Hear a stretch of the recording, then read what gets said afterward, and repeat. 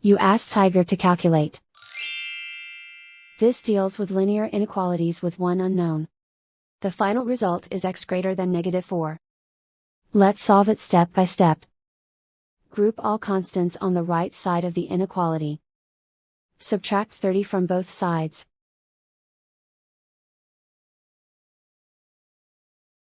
Group like terms.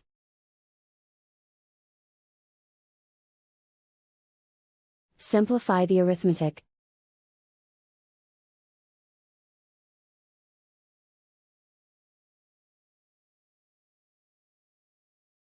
Isolate the x. Divide both sides by 7.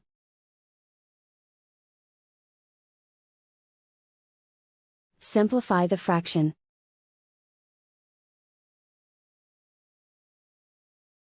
Find the greatest common factor of the numerator and denominator.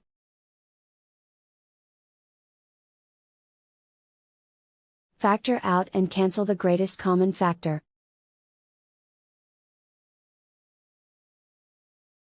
Plot the solution on a coordinate grid.